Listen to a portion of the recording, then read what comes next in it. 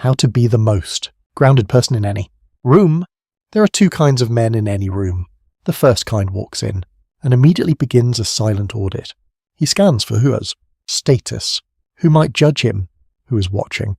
He adjusts his posture based on what he sees. He laughs a half second after everyone else, just to make sure it is safe to laugh.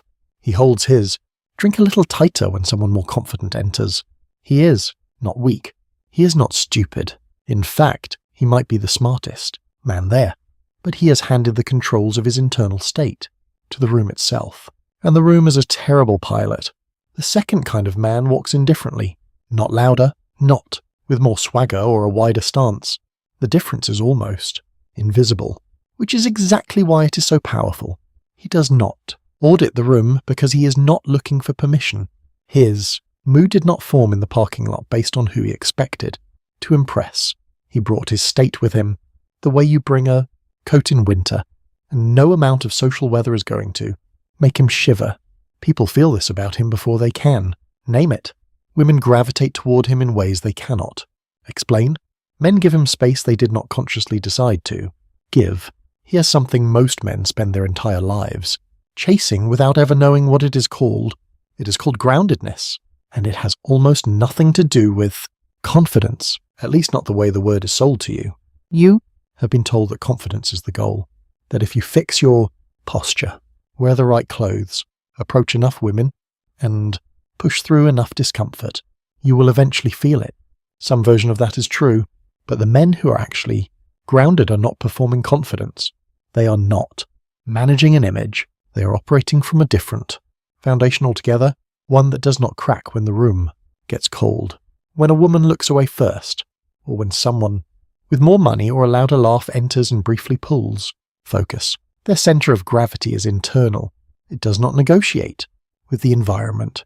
This chapter is about how you build that, not how you fake it, not how you signal it, but how you actually develop an inner structure so stable that other people feel it before you open your mouth.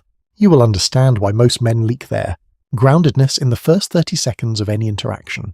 What is actually happening beneath the surface when a truly grounded man holds a conversation, and what you need to change in how you relate to your own emotions, your own silence, and your own sense of self-worth before you ever walk into another room. This is not about being the loudest or the most dominant presence. It is about being the most settled and discovering why settled, in the end, is what actually wins. The first shift begins in how you see yourself before you even walk into the room. Most men think groundedness is reactive, something you either feel or do not feel, depending on how the night goes, if the conversation flows, if she smiles back, if the guys respect you, then you feel solid. If the energy is off, if she seems distracted, if someone talks over you, the floor tilts slightly and you spend the rest of the evening trying to recover what you lost. This is not groundedness. This is emotional, weather vaning, and almost every man does it without realizing it because no one ever told him there was another option. The other option is this. Your internal state is yours to set before the world gets a vote. This sounds simple. It is not easy. What it requires is that you spend far less time managing how others perceive you and far more time understanding what you actually believe about yourself when no one is watching. Because here is what groundedness actually is at its core. It is the absence of a gap between who you are alone and who you become in public. Most men have a significant gap there. Alone, they are thoughtful, self-aware, at ease. The moment they walk into a social environment where they want something, whether that is attraction, respect, or approval, a different version of them shows up. A version that monitors, a version that performs. Groundedness closes that gap. Picture a man at a dinner party. Call him Marcus. Marcus is intelligent, genuinely funny when he is relaxed, and has real things to say about the world. But Marcus wants the woman across the table to be interested in him, not desperately. He would never admit it is desperate, but the want is there, humming under everything he does. So he laughs at her jokes a bit too enthusiastically. He volunteers information about his job before she asks, when she turns to speak to someone else. His eye contact flickers toward her to check if she's coming back. She does not consciously register any of this, but she feels all of it. It reads to her nervous system as low stability. S, someone whose okayness depends on her response. And attraction, the deep biological kind that does not answer to. Logic does not flow toward instability. Now consider what a grounded man would do in that same seat. Not a man performing indifference. Not a man pretending he does not find her attractive. A man who finds her interesting and lets that exist without needing to do anything with it. He listens completely when she speaks, not to formulate his next impression, but because he is actually present when she turns away. He turns toward the conversation on his other side with genuine attention. He is not tracking her. His sense of the evening does not depend on her trajectory. And paradoxically, irresistibly, that is exactly when she starts tracking him. This is the misconception most men hold about groundedness. They believe it is a kind of strategic aloofness. Play it cool. Act like you do not care. But that framing is still rooted in performance. It is still about managing how you appear. True. Groundedness is not a tactic. It is a settled relationship with your own worth that does not require external confirmation to. Stay intact. The man who is pretending not to care is still organized around her reaction. He is checking, constantly, whether the performance is working. The truly grounded man is simply elsewhere. He is inside the actual moment, inside the actual conversation, inside his own unperformed experience of being alive in that room.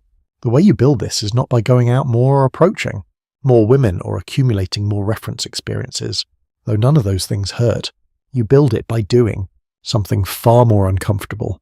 You sit with yourself in the moments when there is no room, no woman, no audience, and you ask what you actually believe about your own value, not what you hope others will conclude, not what your highlights reel would suggest. What do you believe in the quiet, when nothing is going well and no one is watching?